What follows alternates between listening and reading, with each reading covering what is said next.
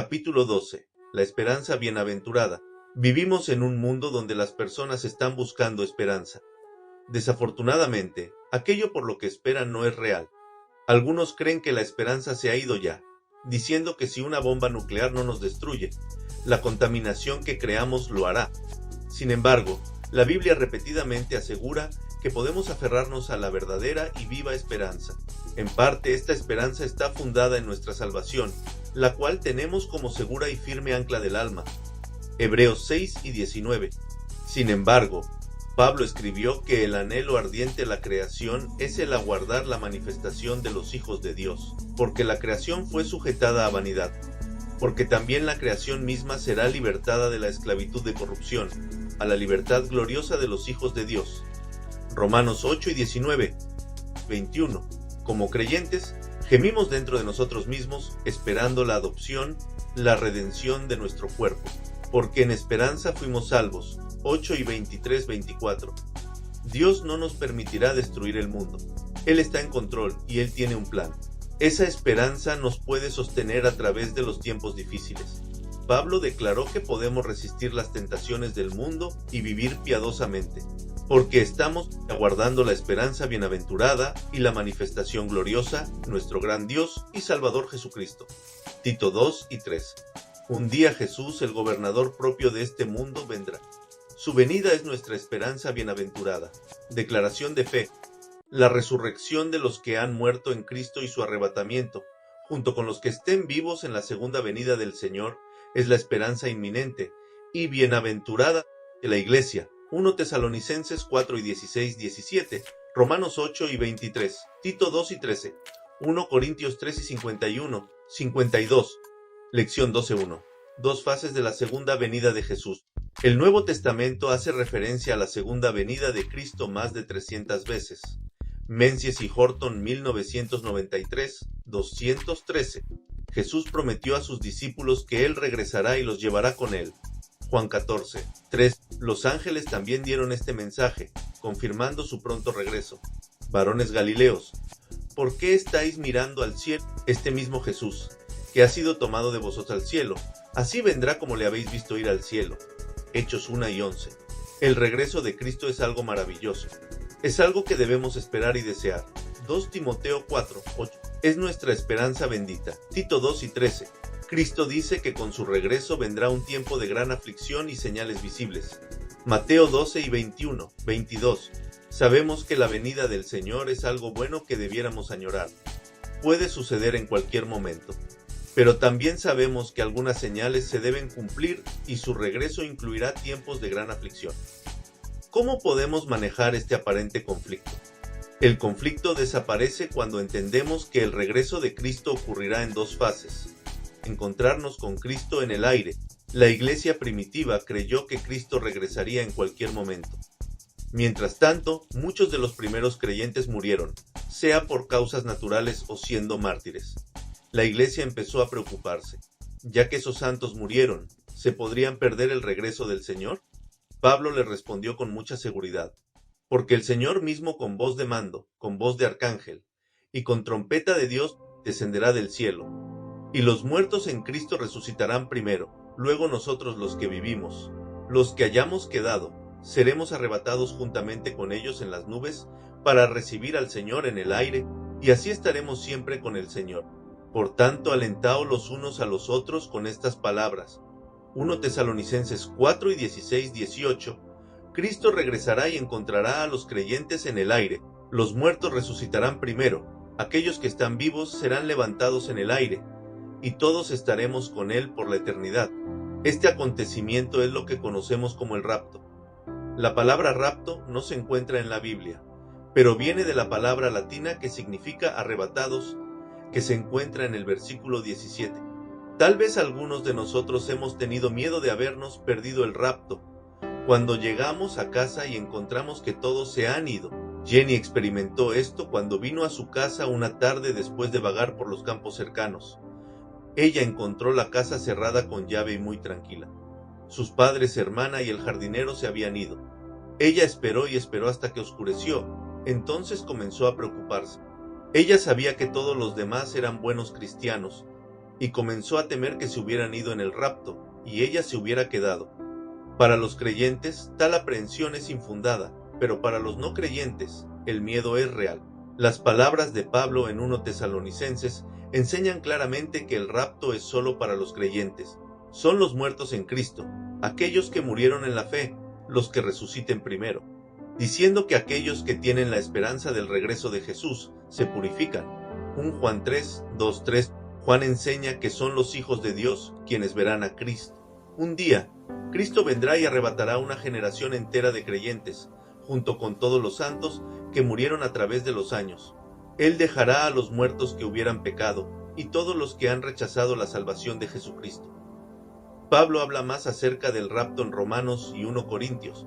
Él declara que nosotros esperamos la adopción, la redención de nuestro cuerpo. Romanos 8 y 23. Ya tenemos el testimonio del Espíritu de que somos hijos de Dios.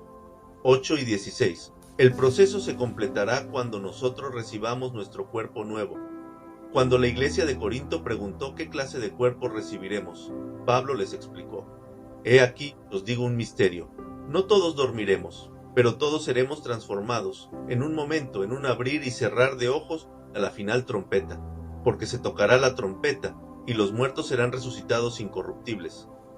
Y nosotros seremos transformados, porque es necesario que esto corruptible se vista de incorrupción, y esto mortal se vista de inmortalidad. 1 Corintios 3 y 51, 53. Este pasaje nos da dos verdades acerca del rapto. Uno, sucederá de repente, en menos tiempo de los que podemos abrir y cerrar nuestros ojos. Y dos, recibiremos un cuerpo nuevo e inmortal. Juan dijo que le veremos tal como Él es. 1 Juan 3, 2. Esos cuerpos no estarán sujetos a las gripes, cáncer u otras enfermedades. Nuestros cuerpos serán como el cuerpo resucitado de Jesús. Seremos inmortales. Esto es, que nunca más estaremos sujetos a la muerte. Después del rapto, los que quedaron en la tierra pasarán por el tiempo de prueba que llamamos la Gran Tribulación. Hablaremos de la Gran Tribulación en la próxima lección. Sin embargo, los creyentes estarán en el cielo con Cristo para un tiempo de celebración y recompensa.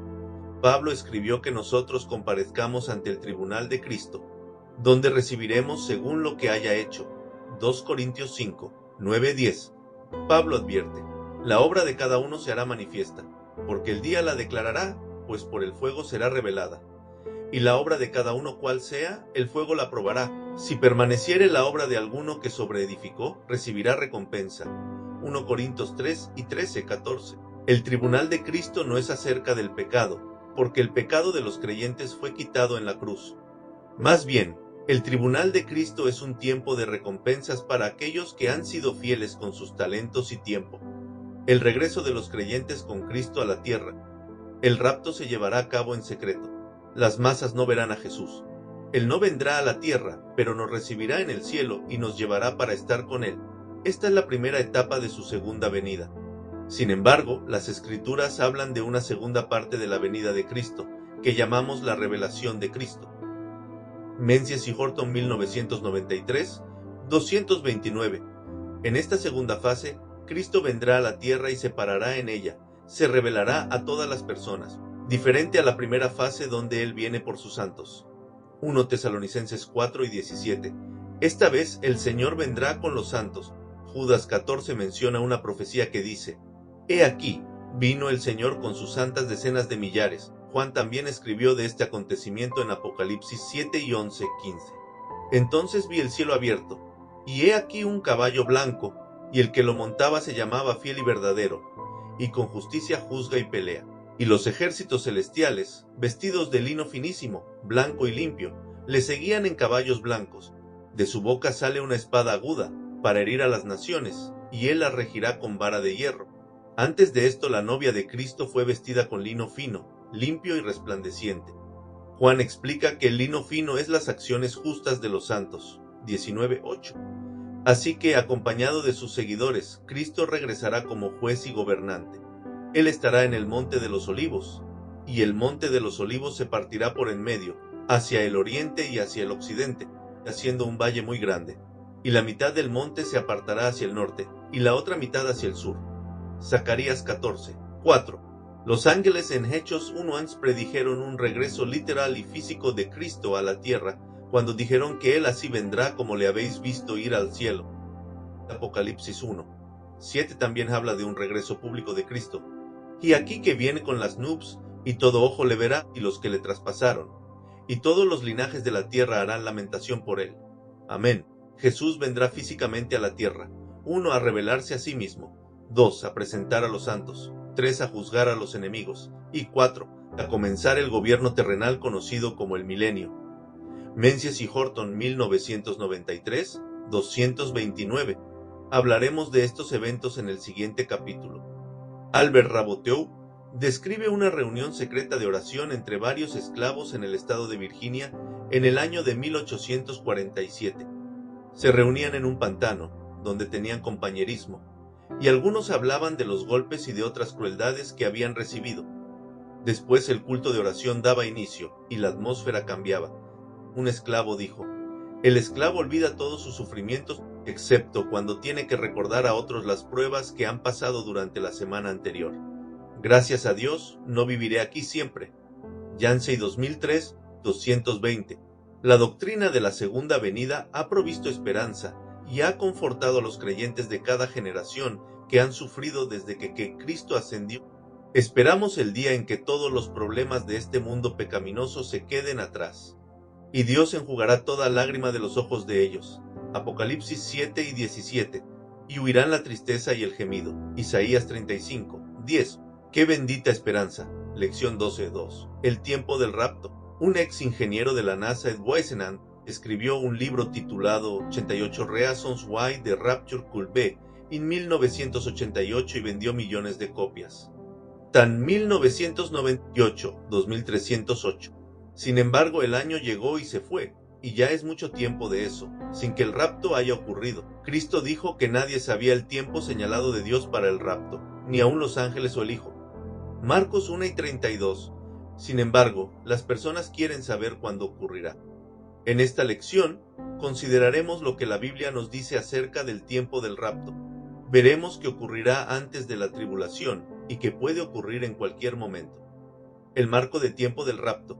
Los creyentes de la iglesia primitiva estaban familiarizados con las referencias del Antiguo Testamento acerca del día del Señor, un tiempo en el que Dios juzgará la tierra. Joel 2 y 30, 31, Abdías 15. Pedro escribió que ese día vendría como ladrón. 2 Pedro 3 y 10. Cuando la iglesia de Tesalónica recibió un informe de que el día del Señor ya había venido, ellos estaban muy preocupados. Se habían perdido el rapto.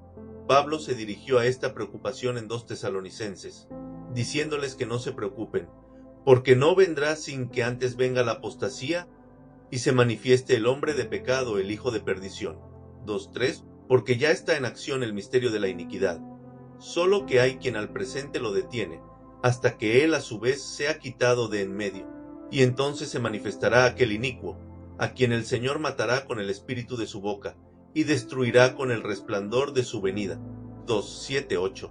El hombre de pecado es el anticristo del cual Daniel y Apocalipsis predijeron.